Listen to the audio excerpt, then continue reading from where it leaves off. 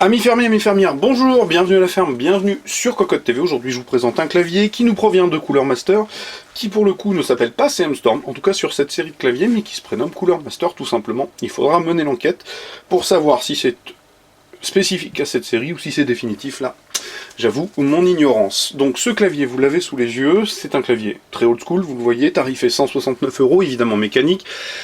C'est un Masterkey Pro L qui, vous allez le voir, a plein d'avantages. Le premier et pas des moindres, c'est clairement un look sobre, très old school, qui passera à travers les années sans aucun problème, ce qui n'est pas forcément le cas de tous les autres claviers. Une qualité de fabrication relativement, je dis bien relativement, parce que vous allez le voir, je suis un peu exigeant, mais relativement au-dessus de tout soupçon, tout simplement.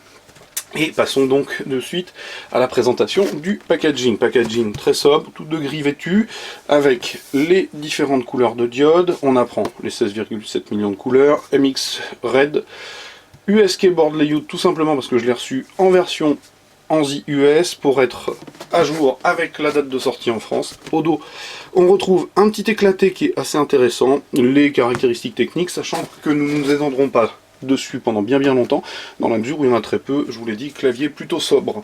Du côté du bundle, on a le petit flyer qui permet de gérer les combinaisons du clavier, parce que ça c'est important, l'essentiel des fonctionnalités se commande directement au clavier.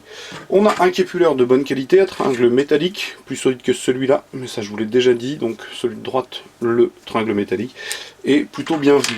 On a aussi, je le présente mais ça n'a pas à mon sens de grand intérêt, quelque chose qui est une petite sacoche qui permettra de peut-être le protéger si vous ne l'utilisez pas. Ceci étant, rien ne vaut un cover en plastique et ça c'est évident. Le clavier, vous l'avez sous les yeux. Je vous l'ai dit, finition tout à fait excellente, sauf deux petits aspects qui, à 169 € me dérangent un peu. Pas bien méchant, mais ici les ajustements en bout de châssis sont pas parfaitement précis. On a un petit jour, et ça je trouve que c'est un peu dommage.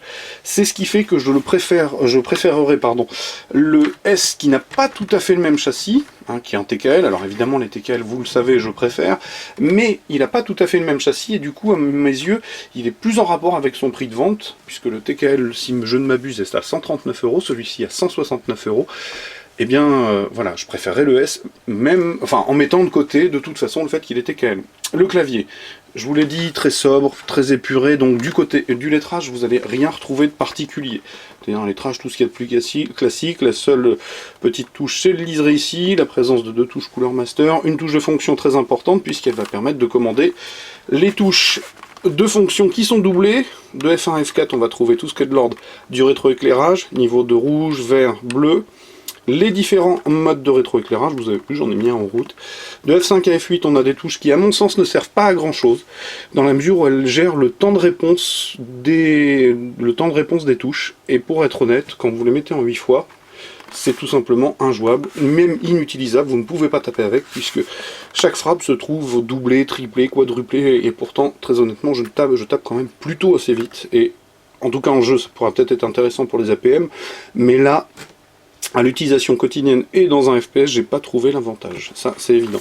Sur F9, on va trouver la touche de blocage Windows, sur F10, les macros de rétroéclairage individuel, F11, F12, les gestions de macros plus classiques, avec F11 enregistrement, F12 delete, effacement, print, scroll et pause. On va retrouver justement, toujours concernant les macros, les possibilités de boucle une fois, infini, jusqu'à relâchement. P1, P2, P3 sont les profils du clavier, et sur le pavé en dessous, on va retrouver les commandes multimédia avec lecture, pause, morceau suivant, volume plus, volume moins, morceau précédent et stop. Du côté du pavé numérique, rien de particulier, vous le voyez, hein, c'est classique, les flèches aussi, rien d'exceptionnel. Les tranches, pareil, des tranches traitées avec un revêtement un peu type soft touch, un peu plus raide, malheureusement un petit peu sensible aux rayures, parce que j'ai vu qu'il y en a une de ce côté-là. Je l'ai vu tout à l'heure dans la lumière, mais vous la verrez peut-être pas à la caméra. En dessous, on va retrouver le logement pour le micro USB plaqué or, le canal de sortie pour le faire sortir de manière centrée sur le dessus, le canal pour de la droite ou la gauche du clavier. On a aussi des pattes de surélévation, des pattes en caoutchouc, pardon, des pavés en caoutchouc, les pattes de surélévation caoutchoutées. Bref, un clavier somme toute très classique, mais très sympathique. Alors, à l'utilisation, que vous dire? On a du switch MX Red, donc à mon sens les meilleurs. Je ne m'étends pas là-dessus, vous viendrez lire ce que j'en pense de manière régulière dans les tests écrits, c'est-à-dire que, pour être honnête, j'aime bien l'aspect linéaire, la finesse, la douceur. Maintenant, c'est un switch qui est exigeant. Si vous ratez la touche, vous tapez celle d'à côté, elle est prise aussi en compte.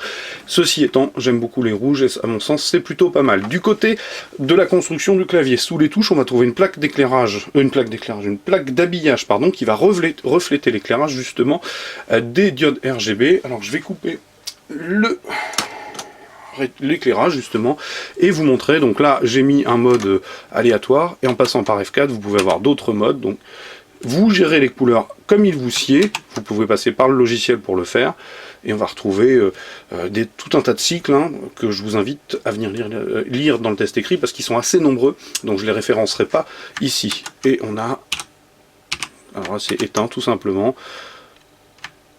il y en a un, voilà, je cherchais celui-là qui permet de visualiser vraiment les diodes RGB en fonctionnement, c'est-à-dire le type un peu arc-en-ciel, donc c'est très joli. À mon sens, pas toujours très utile, mais ça vous le savez, je l'ai déjà dit.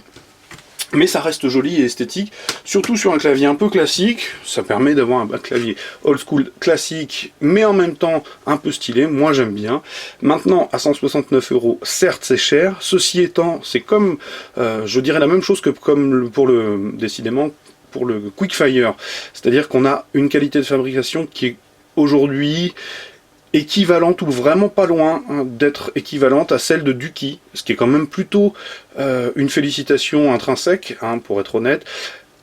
Pas gagné toujours de présenter un clavier qui a une finition irréprochable, donc à 169 €, je le trouve à la fois un petit peu cher et en même temps justement tarifé au regard de ce que peut proposer Duki. Duki, je vous invite à aller regarder les tarifs, ça peut piquer les yeux. Ceci étant, un Duki, ça reste un investissement. Et celui-ci, je pense qu'il reste aussi un investissement et qui durera dans le temps, même si, je le reprécise, je préfère le châssis du S. Mais ça, c'est vraiment à la marge, je vais être honnête avec vous, c'est quand même à la marge, parce que là, on a un clavier qui fait pas de bruit. Le seul défaut qu'il a eu, à mon avis, c'est sur la barre espace, j'en parle dans le test écrit, il queen très légèrement. Je pense qu'il y a eu un petit oubli de lubrification sur l'un des faux switch, donc je l'ai retiré pour regarder. D'ailleurs, je vais vous montrer les diodes, j'ai pas pensé à le faire. Hop là, un peu brutal, désolé. Et donc du coup, je vous présente le châssis avec la plaque d'habillage, je vous l'ai dit, les switches. Alors apparemment on a des diodes plus grandes, je sais pas si je vous l'ai dit en début de vidéo, mais Cooler Master communique sur des diodes un petit peu plus grandes, je sais pas si elles éclairent mieux. Ce qui est sûr, c'est que le rétroéclairage est assez homogène et plutôt plaisant. Voilà, donc je pense que ça queen de ce côté-là, me semble-t-il. Alors je pense qu'un petit coup de graisse au silicone ou quelque chose comme ça pourrait largement améliorer les choses. Non, c'est pas bien méchant. Le seul défaut, je vais vous le dire, il y en a un, c'est qu'on a toujours des touches en ABS, c'est-à-dire un plastique de très moyenne qualité. Sur le Novatouch que j'utilise tous les jours, j'ai mis d'un set en PBT et vous n'avez pas de lustrage, donc celles-là elles se lustreront irrémédiablement, ça c'est indéniable. Au bout de, je dirais, si vous tapez beaucoup, au bout d'un mois vous aurez déjà les premières traces de lustrage. Maintenant, c'est le cas pour toutes les productions de claviers, à quelques exceptions près de claviers un peu de niche, je dirais, mais globalement on a quand même un excellent produit qui à mon sens a toute sa place et qui vraiment propose une très bonne finition. Deux petits points à revoir peut-être, mais je suis extrêmement satisfait de ce clavier. À la frappe il est vraiment confortable. Il manque par contre peut-être le petit repose-poignet en partie. Ceci étant, bon, ça reste quand même un excellent clavier. Je vous invite donc à venir lire le test écrit qui paraîtra très prochainement sur Cocotte Land. Comme d'habitude, je vais vous souhaiter une excellente journée. Je vous dis au revoir et je vous dis aussi à très bientôt.